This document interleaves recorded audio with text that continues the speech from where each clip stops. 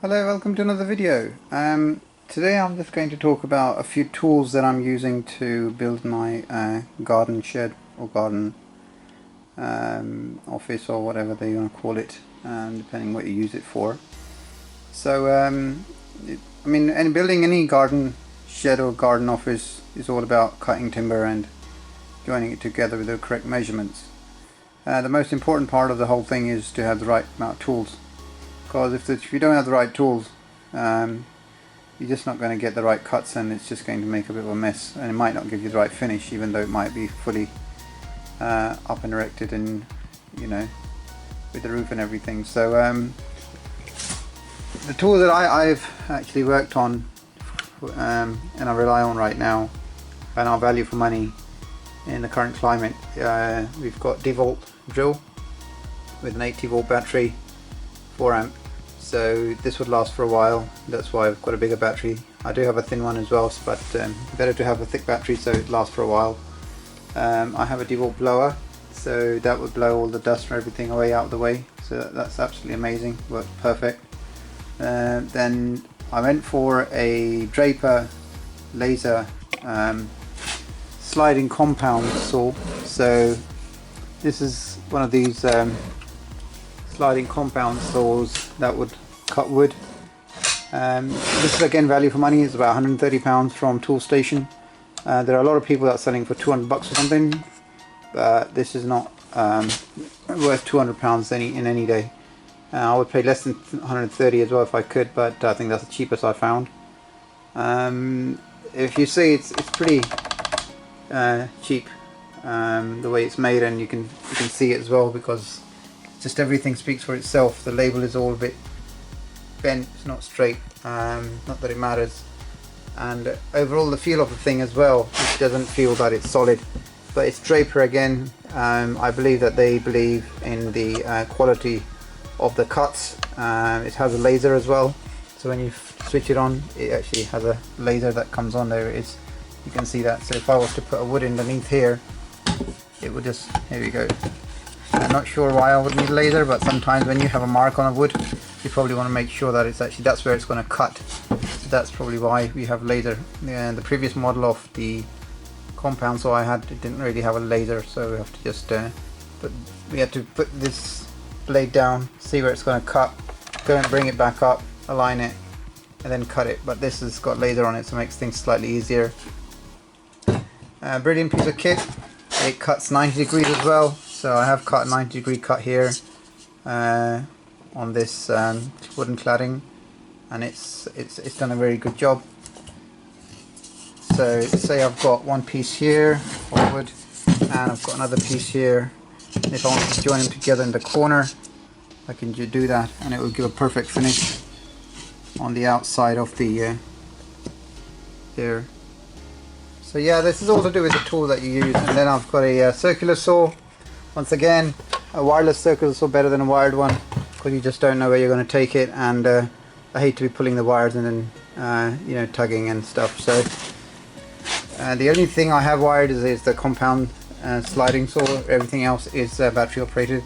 And last but not least, we have a nail gun made by DeWalt as well. So that's a brilliant piece of kit, and that fires up nails quite powerful. I don't know a great deal about them, but this particular one, it doesn't need anything else. It's pretty much all in one. I think some of them come with the gas, cylinder or something, but this doesn't. This is just straight without gas cylinder. These I need to find where I've put all the nails. But as soon as you load the nails in, it will fire up. In fact, I'll see where they are. Just give us 1 minute. Yeah, hi, sorry, my memory card had completely run out, so I had to make some space. Not good. So as I was saying, this compound saw also comes with instruction, and it also comes with a full exploded diagram of the compound saw to every single piece, every number, every component.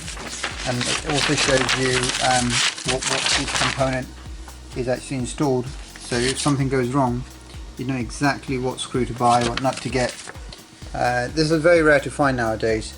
This is something that you used to get in the 1980s when you used to get radio or a television or something along those lines, and then they used to give you something like this with it, so you know exactly what it is. But yeah, I'm quite impressed with that. The spare parts drawing sheet. I know there was a court case going on in America about this, to say that the component, all the items that are sold should actually include a component diagram like this going forward.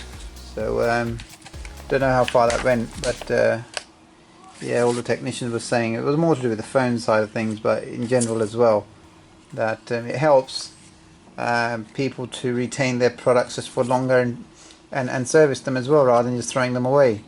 So it is kind of contradicting sometimes when you see that a lot of governments and you know, the system actually says that it saves the environment, but then when you go and buy something and then it goes wrong, you don't really know what to do with it because there's no parts available for it, or if there are parts, it costs so much to repair, then you'd rather throw it away.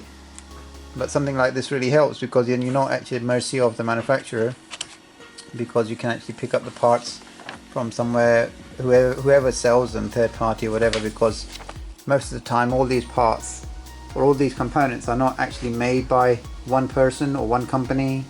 They all come together at some point, and there are other manufacturers that are making them, so sometimes you actually get parts really cheap from somewhere else. But anyway, and that's a compound sliding instruction manual, quite detailed. Shows you exactly how to cut and do various settings. But as far as I'm concerned, I just wanted to take a straight cut, nothing too technical, and quite impressed because of the way it cuts and everything. I mean, I was thinking of getting a Makita, but to be honest with you, I wouldn't be using it very often, so it makes no sense to invest so much money in something that is going to be used on a very, you know, irregular basis. So here we are. As I mentioned earlier, that the components I used or currently using to build my garden shed is a circular saw, compound cutting saw, nail gun, and devolt drill, and a blower. Once again, this blower is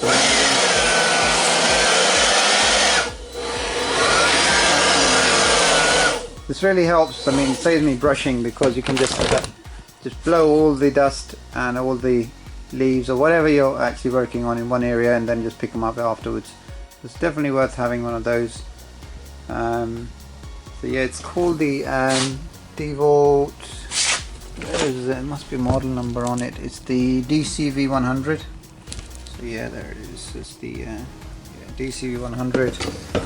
And this is the DeVault DC31391, and this is the DeVault nail gun, which is the DCN692. Yeah, good piece of kit, as long as you keep it safe and away from rust, of course, to make sure that they prolong the life. The drill is probably used the most, so that's just an 18-volt drill, hammer drill, of course. So yeah, thanks for watching, and I'll show you guys the project when I finish with it, which I'm building at the moment. It's not quite there yet, and I can't really keep my camera running while I'm actually working. But once I'm done with it, I'll actually run it through. So that would be quite interesting. Everything I'm going to be doing is only first hand, so I'm not really experienced at all. Learning a lot about timber while I'm doing this garden office. The types of timber there, you know, what I need to use for stud work and for outside, and and the sizes that need to be used, and the color coding on timber, and treated, non-treated, CLS, CS, and whatnot. But yeah, so well, once again, thanks for watching, and I hope this kind of gives a bit of a an idea of what needs to be used when you're working on something like this, because once again, the cuts are very important when you're actually doing something like a garden roof or a garden shed. So that would really help. Alright, well, until next time, I will continue. I've got a lot of projects going on at the same time. Working on a Ubiquiti network that I'm installing at the moment. That's really big as well. So that's I'll put that in. I'm also working on a cinema room right now that I'm going to be installing some fiber optic cables and a star-like effect on the ceiling. So that's going to be quite interesting to see as well. Also, I have what else am I working on? I'm working with some LED light strips as well that I'm installing. That's giving a good effect in a room, so that's going to be quite fun to watch. And yeah, so yeah, stay tuned. My videos are not that frequent, unfortunately, because I am quite busy, and you know, I have a day job as well. So besides in the evenings and weekends when I have time, or when I have time off, I actually carry on doing this. At the moment, everything is kind of, you know, working from home, so in the evenings I do have time. Otherwise, a lot of the time it goes on traveling. But yeah, but thanks for everyone who has subscribed to my channel. Anybody new who's watching my channel, please do subscribe. I really appreciate everybody who's watching my channel. It gives me the confidence to show more and more things that I'm working on. I really wish that I can actually put this, you know, worked into sort of a fast forward movie that people can see what I'm doing, which I am working on right now, so I'm going to do that too. And I would also be publishing, well, you know, showing a lot of